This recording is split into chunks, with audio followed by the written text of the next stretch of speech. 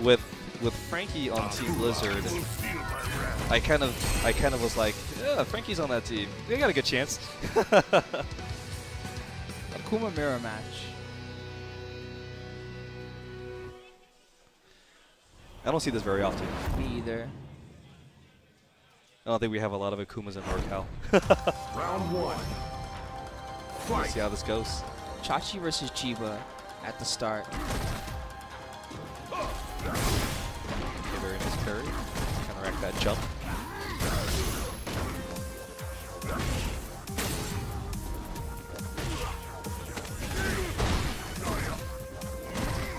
That corner pressure early. He's going to try and take advantage of this position.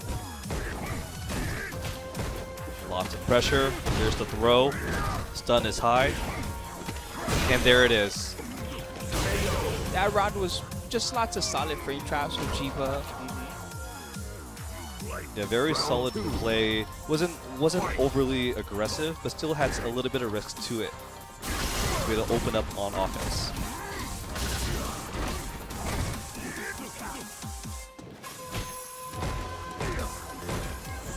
Chachi getting slowly walked into the corner.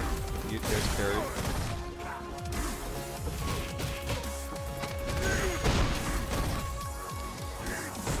Chiba looking a little bit more superior on the ground though. His movement looks a little bit more crisp, more comfortable. This is a nice uppercut though by Chachi.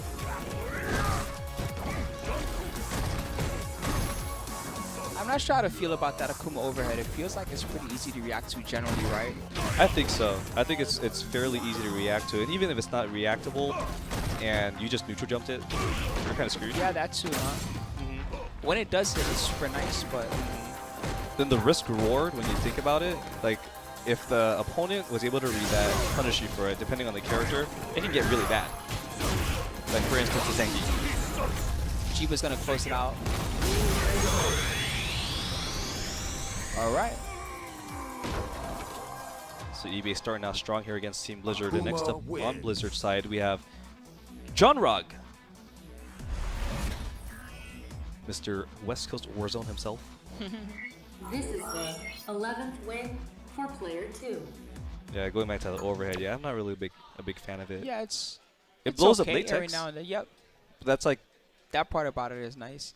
I feel like that's kind of the same situation as a Buki's overhead, right? Like if you try to use it as an overhead, it's not that great. But then when you use it to fake throws a lot, that makes it super nice. Yeah, yeah.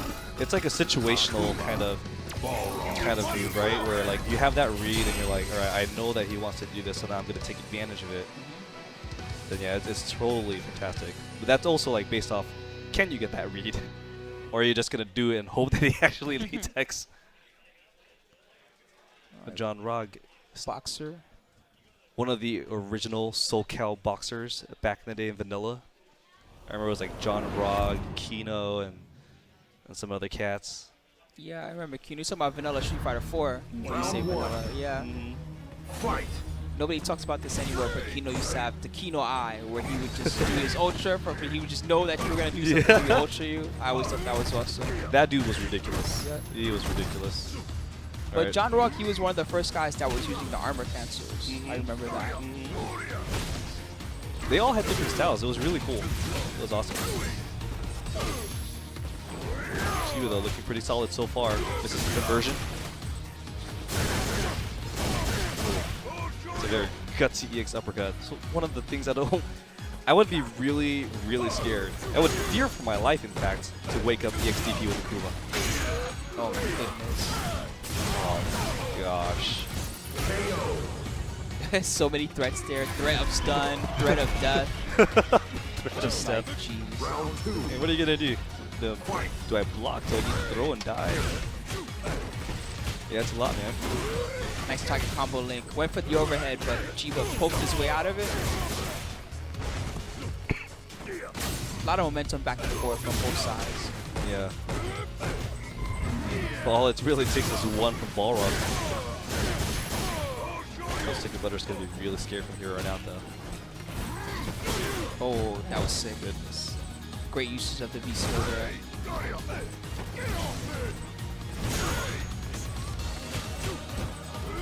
Just jump Rock gonna look for. Missed the punish there. But not this one.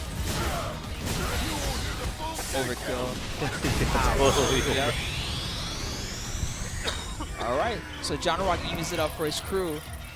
Once again, this is team tournament. It's Pokemon style, 3-on-3, and we had, I believe, over 90 teams in total, if I'm not mistaken.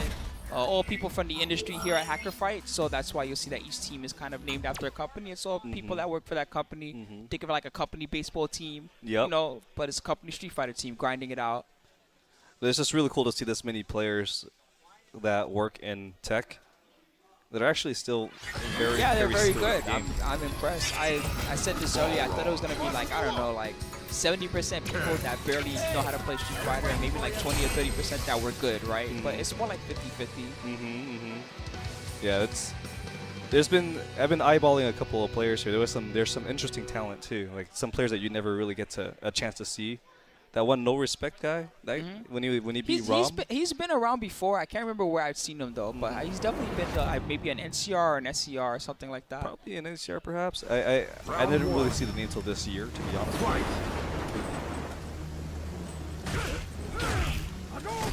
So John Rogg against not Jiba, it's David Ammons. Yeah. And scores 1-1. John Rock won the previous game.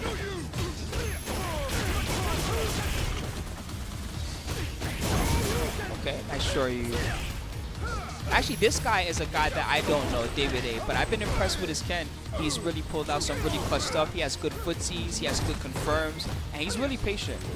I mean, he's got some of that old school arcade type fundamentals, you know, because he came from that whole era, and I think I can't remember if it was Davis or Berkeley. I think it was Berkeley. Okay. Something like the Eric Lee crew and stuff. Very easy. Reset. Good block. Saw it coming. Another reset. Overhead. Oh, so wow. many resets. Just reset city. And he still has all the meter that he needs. Yeah, this next round's going to be a little bit scary for David. He can't get anything going early. Dealing with the V-trigger from Boxer is really tricky. You kind of have to get used to seeing it really often and get used to when Boxer wants to reset you. Yeah, and then it's like, sometimes I don't like playing against multiple boxers in a row because each one picks their spots a little bit differently. Yeah, you're right about that. So it's like, oh, I played a boxer that picked to overhead after the very first EX, or he cancels the first EX into the roll and then overheads. And then some people, they wait a little bit longer, or they just do a raw V skill into overhead. And you're like, so... Some guys go for grab too. You don't see that as often, but like they're just like, okay, I'm gonna throw you like 3 times. Yeah. It's always cool to see everybody's different interpretations of their characters, right? Because it's kind of their unique spin or their philosophy and how they think a player or a character should be played. Although some players are more successful than others. But that's kind of where like things kind of like start to get interesting, because what if you start taking each other's kind of ideas and philosophies and kind of put it all together and meld it? Now you have this really, you'll see the characters evolve in time because of that. So next up is going to be Nasser. John Rogg looking really solid Yeah, dude, so far. he looked great in that previous game. Actually, both those games he was good. Round 1. Fight. Let's see if Nasser can bring it back for Team eBay. Now the score is actually, yeah, it is 2-1. It's 2-1. Yeah.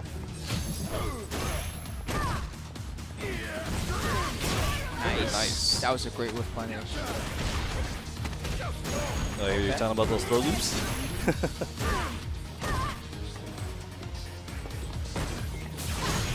Yeah, that's one thing that's different about this game versus Street Fighter 4. The throw protection is much less, right? So when someone quick techs and gets up, you can just grab them right away. Yeah. You can even grab them out of an uppercut if they don't use an invincible one.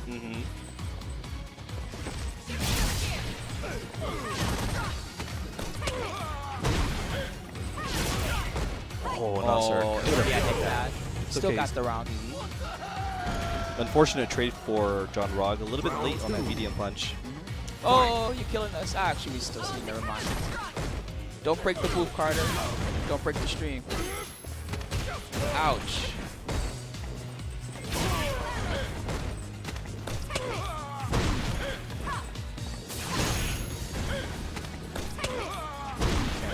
tear right here. He flinched. Also doing a really good job controlling John Rog right now. Oh, very dangerous target combo right there. He might be dead. He should be. EX.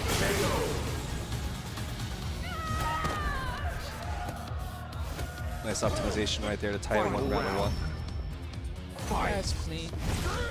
I like Boxer's V trigger a lot. I think it's a little weird that he has like an EX move in the V trigger. Yeah. That's kind of cool and like a unique mechanic to Street Fighter V. I don't think any other character has anything like that. Now that you mention it, I don't think so either. Cole has been an interesting character too. Yeah, I know nothing about her basically. She's totally new to me. I played a Colin in a tournament, but I just kind of did what I normally do and won. But I didn't. It wasn't like I knew the matchup. She's very fun, so to speak. But right now, with the lead, John Roy can get, if he can get 1 hit in, it could be a wrap. That's There it. He can kill. He can definitely kill from this. Straight to super. Ow. See, that's some of the dangers of using that super so early and using your V trigger early, right? Because like, yeah, you do get the lead, but if you gave your opponent all the resources, that means your lead almost means nothing. You get hit once and you die. Yeah, there's a few things about that. You do get an early lead, right? But as you mentioned, you give them meter for hitting them with a super combo, right? A lot of supers kind of reset the situation too. Like even if you had them in the corner already, when you go into your super animation, it kind of puts them back at mid-screen, right? Yeah. So you lose some pressure, and yeah, you lose some of your control factor when you don't have EX meter available. You don't have like your EX Dragon Punch if your character has that. Things of that nature. Excuse me. So. It's a tricky predicament, right? Because like in your head, it's like risking the weighing the risk and rewards in your head. It's like I know I might lose the some of the control, but I will have that lead, and maybe I can just take advantage of that lead to force mistakes and eat away at him. Yeah. Win the round. Also, meter generation is really high in Street Fighter V as well. So if you spend your super early like that, sometimes you can kind of generate like another super really quickly. Yeah. I've done 2 supers in 1 round like plenty of times, you know. Yeah. But yeah.